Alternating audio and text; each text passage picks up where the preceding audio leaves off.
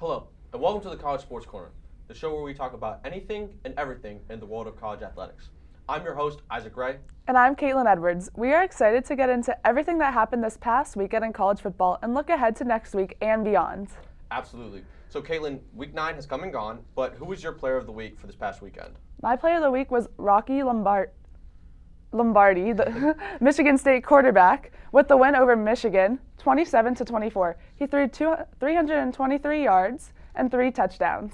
Yeah, for me, I had, Jalen Waddle got hurt for Alabama, but it didn't really seem to matter because, take away one 5-star, plug in another. Devontae Smith, wide receiver from Alabama, in the 41-0 win over Mississippi State, he had 11 receptions, 203 yards, 18.5 yards per reception and 4 touchdowns. Guy absolutely balled out. Alabama's been balling out, and they really do look like the toast of the SEC, as they have been. But, Caitlyn, moving from an individual focus, what big takeaways do you have from this entire weekend? Clemson was looking a little rough without Trevor Lawrence. Trevor Lawrence tested positive for COVID on 10/29, and the ACC rules are you can't compete until you're 10 days symptom-free. So he is out this weekend as well against Notre Dame. Mm-hmm. No, that's a huge takeaway. That's probably one of the biggest takeaways we have.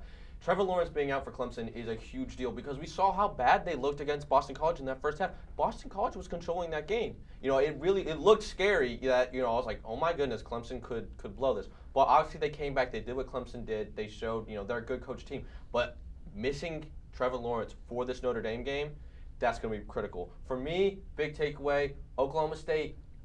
I said they were pretenders. I said they couldn't handle the pressure. And what they do, they choked like dogs against Texas, losing 41-34. And I think this kills the Big 12, having any chance of having anybody from that conference going into the playoff, which leads into my next point, Cincinnati.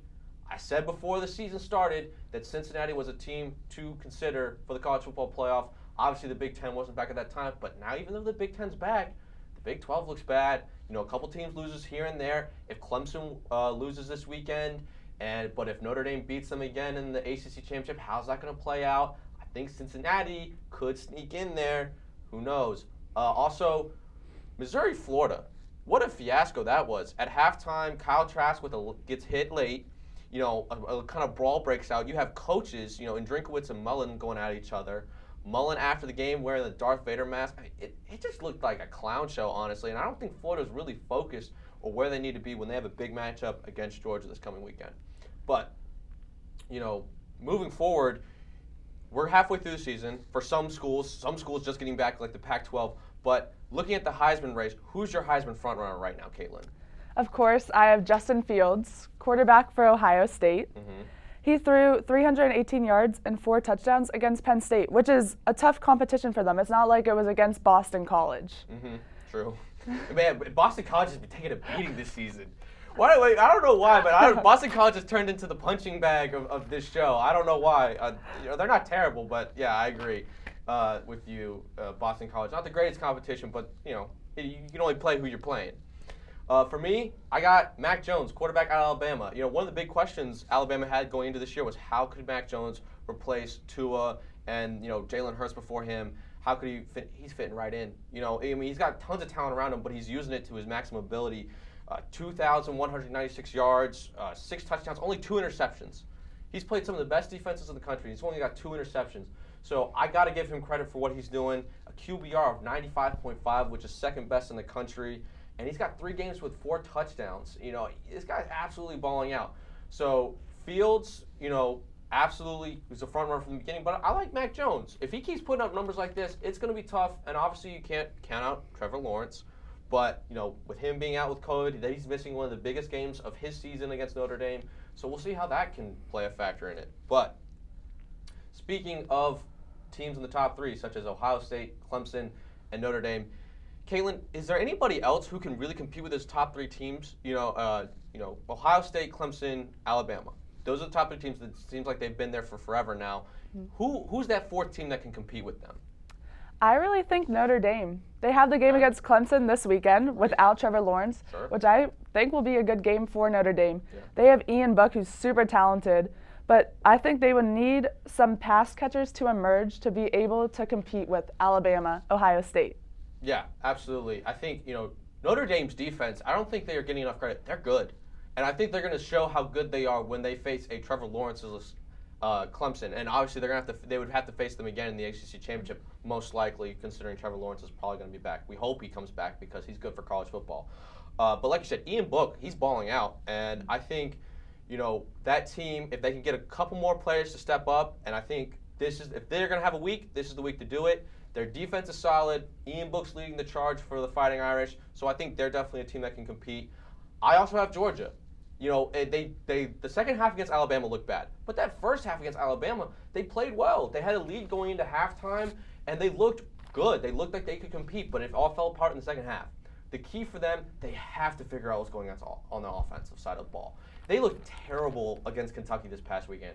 I've never seen a more apathetic performance on offense against a less superior, like an inferior team in every measure. If it wasn't for their defense, they could have been in some serious trouble. Like, they probably should have lost that game with how bad their offense, but Kentucky just was content with throwing that game away. So, I want to know, where's JT Daniels? Can I ask where this man is? Like, why isn't he starting at quarterback for Georgia by now? You bring him in from USC. You go through all the work to get the waiver signed.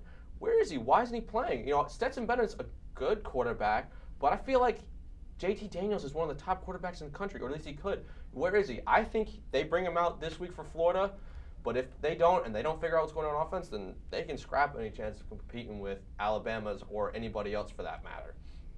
But moving on to Week 10, we got, like we said, Notre Dame, Clemson is a big game. Who do you have winning that one, and what are some other big games you're looking at this weekend, Caitlyn?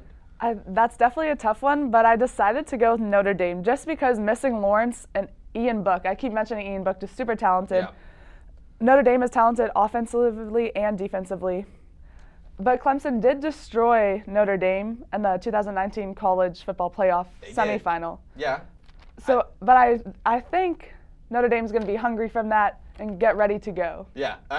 Brian Kelly came out this week. He was asked the question about, how do you feel about your team coming back from, losing to Clemson as badly as you did in the college football playoff? And he said, that was last year. Since then, we've only lost 3 games. We're a good team, and for once, I'm believing them. I believe in Notre Dame. Obviously, they have to show it against a top talented team like Clemson, but with no Trevor Lawrence and the talent that they have on their defense, I think Notre Dame wins this, and I think they win big at home, touchdown, Jesus, and everything.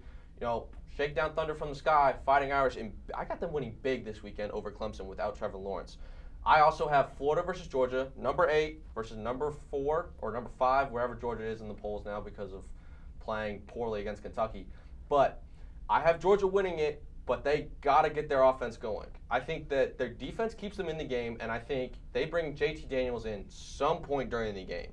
I think Kirby's going to take a page out of Nick Saban's playbook, keeping your best player out until you need him, and then sub him in as the backup quarterback. So we'll see what happens there. I have Georgia winning, though, because Georgia's defense is just that good. I think they can win a game by themselves. I think they showed it this past weekend. Also, Michigan at Indiana. This is a big game in the Big Ten, maybe not for championship implications, but just for respect and credibility implications. Michigan coming off a bad loss to Michigan State. I mean, you can't chalk it up anything other than it was just a bad loss. And Harbaugh needs to win this game if he wants to keep his job, I think. Because if he loses to Indiana now, after losing to another in-state rival, not your biggest rival because that's Ohio State, obviously, but he has terrible records against Michigan State and Ohio State. I think he has to win this one. And for Indiana, this is a big game because you want to show that you're one of the big boys, you got to beat one of the big boys. You knocked off Penn State. Show me again that this wasn't just a one-off scenario, and show me that you can win on the big stage. But that's all the time that we have for today. Thank you for joining us on the College Sports Corner. Make sure to leave us a like, comment, and tell us what you think about today's topics that we talked about. Who do you think can compete with Clemson, Alabama, Ohio State? Is Cincinnati for real, or am I just crazy? Let us know. But until next week, we hope to see you then. But until then, I'm Isaac Ray. I'm Caitlyn Edwards. Thanks for joining.